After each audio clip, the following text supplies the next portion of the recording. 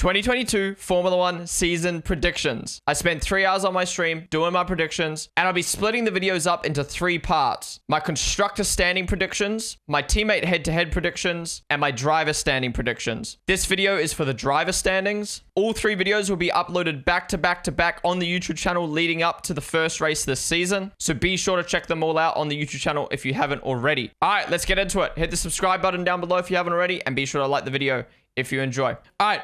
Driver standings. Let's start it off with the first driver. And last, I've put Latifi. The bottom 5 teams of the constructors was so fucking hard to choose between. Anyone could finish last. Like, I'd rather bet $10,000 on who I think could win than who I think would come last, because that's fucking impossible, to be honest. Sorry, let's talk about Latifi. So 20th, worst car on the grid, I believe. I don't think he'll be able to beat Albon. So if there are chances for Williams to get points, I think Albon will be the one getting more points than him. So someone has to be last. I don't think Latifi will have a bad season. I just think a combination of everything will leave him to finish in 20th. So we have got in 19th place, I ranked Alfa Romeo as the I just spoiled it. Well, next time in 19th we have got Zhou.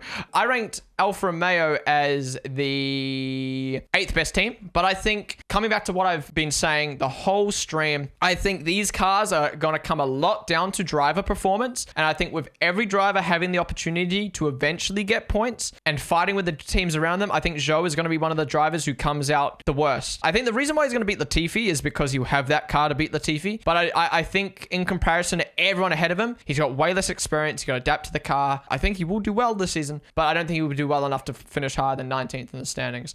And this is a car that is worse than his ability to drive the Alfa Romeo, if that makes sense. So next up, I have got Albon in 18th. Coming back to the cars, I think Williams will be the car towards the back end of the grid. We don't know. It's so hard to predict the bottom 10. I'm confident Albon can beat Zhou with a slightly worse car. I don't think he'll be able to keep up with the Aston Martins in front of him, even though I don't think the Aston Martin will be great. I think Vettel's got that experience. I think Stroll will beat him. It's really hard to say, but I think the Williams is going to let him down a lot, and when Albon has the opportunity to get points, I don't think it's going to be many. Yeah, maybe Albon, I've literally written this on my notes. Maybe Albon could go sicko mode and beat some of the weaker drivers in front, but I don't think the car will allow that consistently. So he's going to still have to beat so many drivers to get that, and the chance of that happening consistently, I just don't think. I don't think Albon can go sicko mode enough, to be honest. In 17th place, I've got Lance Stroll. I think, again, I've got Aston Martin finishing 9th in the constructors. We really don't know. I do think Stroll,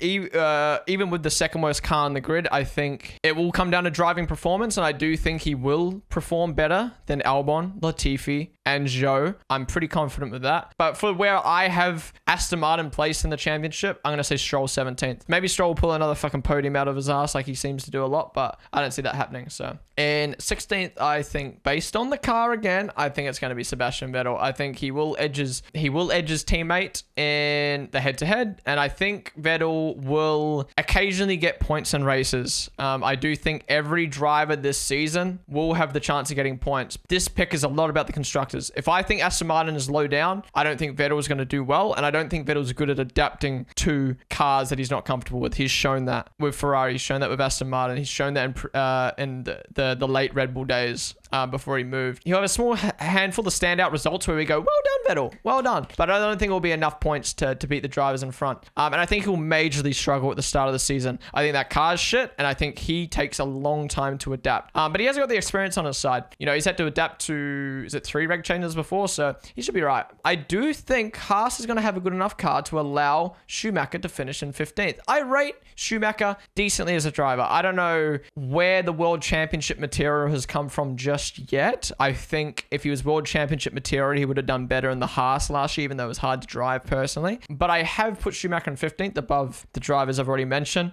Reason being, I think the Haas is going to be good. Like I said, I've put Haas 7th in the constructors above Alfa Romeo, Aston Martin, and Williams. And I think the reason why Haas is going to finish above Alfa Romeo in the constructors is because Schumacher and Magnussen will be able to deliver enough points over Zhou, considering how low I put Zhou down, to do that. I think Haas and Alfa Romeo are going to have a banging season, and I think those two teams, same engine, similar looking cars, those two teams are going to have such a sick fight. I hope. So yeah, I think Schumacher's got the potential to have a good season this year. As I've already said with the teammate head-to-head, I don't think he's going to beat Magnussen, but I think he has the opportunity to prove himself 12th behind Magnussen. So that's why I've got him 15th. That's good. That's good for Schumacher, to be honest. Next up, I have got Kevin Magnussen. Again, Alfa Romeo and Haas is going to be a fatty battle. And I think in equal machinery, I think Bottas comes out on top between Magnussen and Bottas. I think Magnussen will capitalize on those last few points. If things go right with that with the Haas. He's really good at adapting to cars. He's shown that. He hops in a car and he'll drive it to the max, whether it's a shit Haas, and hopefully the Haas is good enough to allow him to fight for those last few points in races this year. I think Magnussen has the opportunity as well to outperform cars that are better than him. So if the Alfa Romeo is a little bit better than him, if Alpine's a little bit better than him, I think he has the opportunity to outperform those cars in skill. It depends how many points he loses out to Bottas, who I'll get to in a second. That leads me on to my next driver, who we've already spoken a little bit about, which is obviously Valtteri Bottas. I've put him probably at the top of the backfield. I'd consider the backfield, and I put him above Magnussen for many different reasons. I mean, I think him and Magnussen will be one of the best fights of the season. I hope. From what we're seeing so far, with how close these guys' cars are, I think Bottas and Magnussen is going to be a banging fight. They're both so aggressive. They both, are good at adapting and driving the cars. We've got to remember though that Bottas has been at one team for 5 years now. He's stuck in that style. Is he going to be able to adapt? I think he should be able to. I'm going in with the mindset that Bottas was an all right driver at Mercedes, just not good enough to beat Hamilton. But I think at a lower field team and no pressure from his teammate either, no pressure from contract and a decent car, I think he would do well. And I think Bottas is going to have a banging season at Alfa Romeo. And I think he'll just beat Magnussen, but them two have a great fight. So if you remember my tiering for the constructors, you'll know who I probably have up next. And that is the Alpine boys. And in 12th, I have got Esteban Ocon. I just don't know where fucking Alpine's going to be, to be honest. They could be last on the grid. With everything I've said about Alpine, I think they're going to be in a weird spot where I think they'll be better than backfield, but they won't be fighting with the guys in front. And I think both Ocon and Alonso will compete and get some nice points occasionally, just like last year. As the development comes through the season, they'll start getting points towards the end. Yes, Ocon will get beaten by his teammate, but I think he'll still get enough points to beat all the guys I named behind. I think he'll struggle with the car at the start. He took a lot of time to adjust to Renault when he first hopped back in. I think he'll make some progress midway through, and he'll get the back end of points once the car's given to him, really.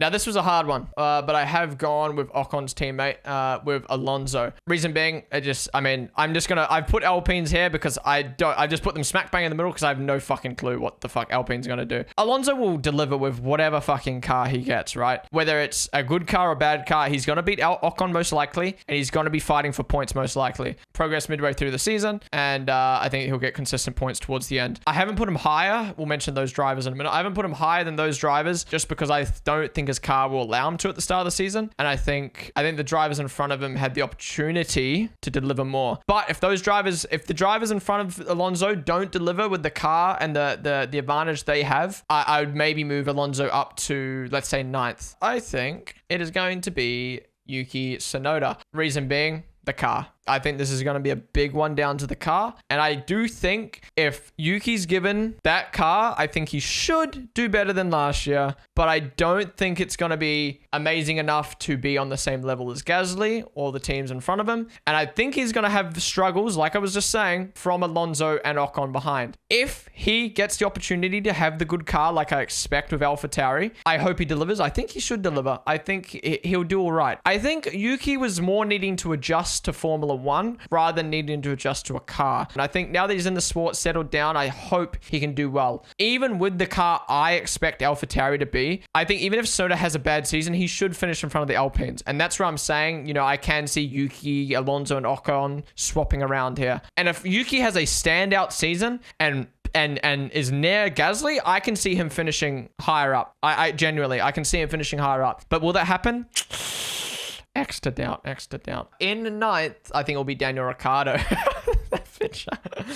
I got Daniel Ricciardo in 9th place. I don't think McLaren's going to have as good of a car as AlphaTauri, but I think even with Ricciardo struggling in the car and struggling against Lando Norris, I think his skill will still outweigh Yuki Tsunoda's, and it'll be tight. This is what I'm saying. Yuki could probably beat him if Yuki does really, really well and Ricciardo doesn't. Or Ricciardo and Yuki could do bad and drop below Alonso. We don't know. It's hard to tell. Yeah, we kind of talked about Ricciardo before a little bit, but he always struggles struggles to adapting to cars the last few years. And I think he'll get his groove midway through the season. The reason why I've rated him above Yuki is because I think he will get that groove midway through the season, but will it be enough to fight the guys in front? Don't think so. I think it'll be very similar to last year, to be honest. All right, next up, we have got in 8th, I have put Lando Norris. Now, don't get me wrong. I think Lando Norris is going to have his best season in Formula One, but that car is not going to be able to deliver. It's not going to be able to deliver for him. My tier before for the cars is obviously the Red Bull, the Ferrari, the Mercedes are going to be at the front. And I think next up is AlphaTauri,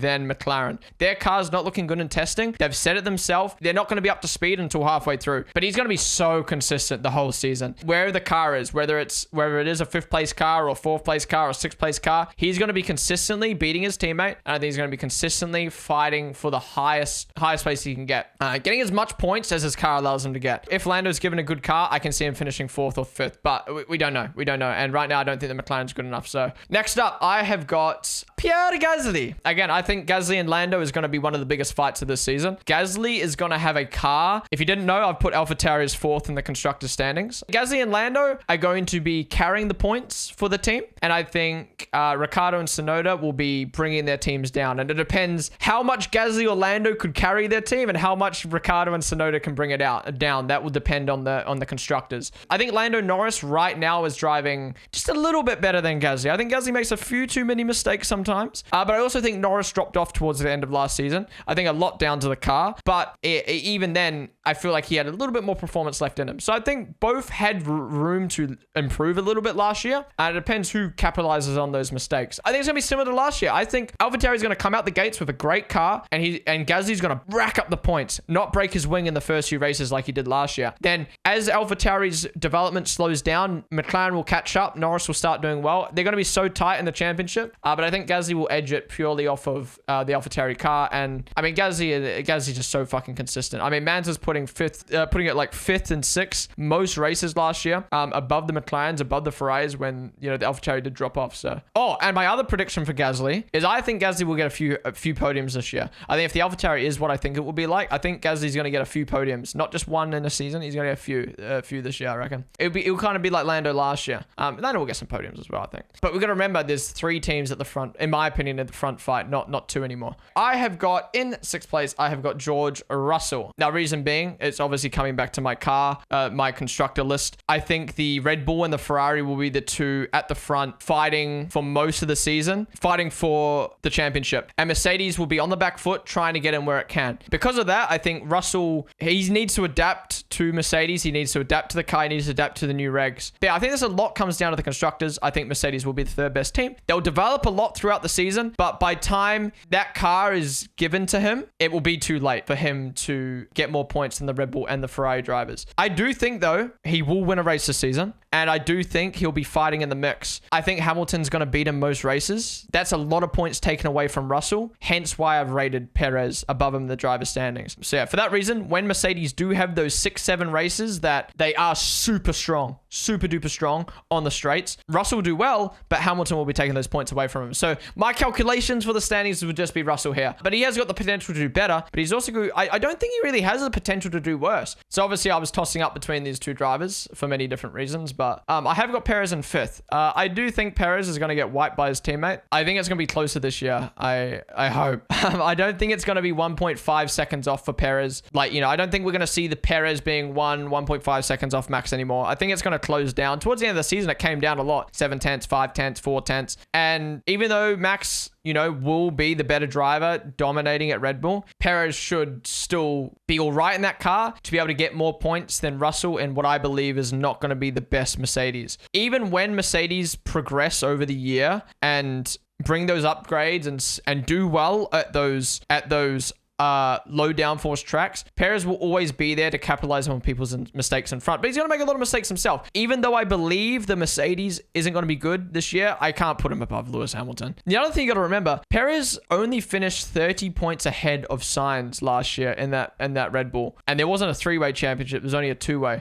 So, that's another reason you could really argue he should drop down a little bit. But Russell and Perez is going to be a good battle. And they're both going to lose out. These guys are both losing out on points because their teammate is going going to be getting way more points than them. That's plain and simple way to put it. The gap to the teams behind this year aren't going to be as big as last year, I don't think. So this is another reason Perez has to very much step it up. Otherwise, he's going to get eaten alive by the AlphaTauri and the McLaren and whatnot. I know it's going to get very heated with the top four because it's the top four. It's the nitty gritty. I have a reason for all these outcomes based on the car mainly. At the end of the season, one of these four will be the champion without a doubt. It won't be Russell. It won't be Perez. It won't be anyone else. One of these four will be the champion. In what order it will finish all depends on the car and how much their teammates affect it. I think the teammates are a big one in this. Anyways, next up in fourth, I've got Lewis Hamilton. I think this will be Lewis Hamilton's worst season in a while, not because of his own, but because of the car. I think Red Bull and Ferrari is going to be at the front fighting for most of the season, and by the time Mercedes catch up, Lewis is not going to have the chance. I think he will be fighting for wins, podiums, pole positions every single race, but that car will have its strong points. Those 6-7 races, like I was saying, the low downforce, Lewis is going to be getting those results. But at the high downforce tracks, Red Bull and Ferrari should be finishing first, second, third, maybe even fourth every single week. If Lewis is finishing third to fifth every single week, while Max, Leclerc, Sainz, Perez are all finishing in the top four, then Lewis is going to fall behind in championship points. Even if he gets 7 wins in the season at his best tracks, if he's finishing fifth at all the other races, that's not enough points to compete in a championship. And that's the only reason I put Lewis fourth. But again, it could go anyway. Lewis could dominate in the Mercedes, or Mercedes could be even worse than what we think, and they get even less points. So I have got in third place, I've got Carlos Sainz finishing third. I think Ferrari's biggest problem this year is Sainz and Leclerc taking points away from each other. But I think with the car that Ferrari and Red Bull are going to bring to the season, I think it should hopefully outperform the Mercedes for most of the first half of the season and a lot of different tracks. And I think Sainz has shown he is very consistent and very good at getting points. And this will be Carlos Sainz's best year in Formula 1. And he'll be fighting at the front. But keep in mind, this will be his first time fighting at the front. Just like I mentioned earlier, Carlos Sainz's first time fighting at the front, battling. He's going to be battling the likes of Leclerc, Verstappen, Hamilton, Russell, Perez for championship points that hopefully that he hasn't had to do before. And I think that's going to play a toll on Sainz a little bit. That's the reason why I ranked him third. But I do think Sainz has the ability to extract as much points out of that Ferrari as possible. If you remember, I put Ferrari as the Constructors' champions, and I think that's going to be purely down to the fact that Sainz will continue to bring in points constantly, and enough points to beat Hamilton in the championship, as Hamilton and Mercedes will take too long for the car to catch up. So let's move on. In P2, it is going to be Charles Leclerc. I think Leclerc and Sainz are going to be taking too much points away from each other that I think Max Verstappen will be world champion. Leclerc is just going to lose too many important points to Sainz to be able to compete for a driver's championship. Sainz needs to completely drop off, or Leclerc needs to go absolute sicko mode to be able to consistently beat Sainz every race to not lose points out to him. To be honest, this Leclerc-Sainz battle, in a team battle, could be so bad that they will probably easily win the Constructors, but to the point where they might end up finishing third, fourth, fifth in the driver standings because they're just taking too many points away from each other in the drivers. So yeah, for that reason, I got Leclerc in second and Max to win the world championship again this year. I think another problem that Ferrari have shown in the drivers championship in previous years is how slow they are to develop. They're one of the slowest teams, I feel, to develop their car. And if Leclerc is coming out the gates with Sainz winning races 1-2, 1-2, oh, now it's 2-3s, and then, oh, okay, now we're third, fourth. I just don't think they develop their car quickly, and it always costs them in the Drivers' Championship. So yeah, I think for that reason, it's going to be Leclerc, Sainz, second, third, but they're going to compromise each other in the championship. But man, oh man, would I love to see a Leclerc versus Max just one-on-one fight. But Sainz is going to intervene. Hamilton's going to intervene. Perez and Russell will be there at some points. Also, I've done this because if Leclerc wins the championship, I'm happy because Leclerc fan. And if Max wins, I got the prediction right. In first, I'm predicting that Verstappen will be with his based looking haircut. I think Verstappen will finish first in the Drivers' Championship for all the reasons that I've already said. He is the best driver on the grid right now. Without a doubt, you cannot change my mind. He has no pressure now as well. He's got his championship win. Max has said it all along. I am here to win the champion. Here to win a championship. Like, he doesn't really, the pressure is off. He's got his one. He's staying at Red Bull. He's signed till 2028. He's going to be even better, I think, this year. I don't think he's going to be going for big lunges. I know, we'll see how it plays out. The car is built around him. We can keep talking about the whole Perez and the Ferrari stealing points away from each other, but Red Bull have built that car around Max, and that's always going to play in his favor in the championship. And no worry of a teammate. I mean, like, he literally doesn't have to worry about his teammate in quali or the race. If anything, he'll be thanking his teammate because he'll be helping him out when he's starting behind him all the time. So yeah, I think Max will become outwork champion. If I'm basing this off of Ferrari and Red Bull being in a championship fight and Mercedes being a little bit behind, I think Max is going to win the championship, and the Ferrari guys will be there fighting for it. All these years, you've been mine.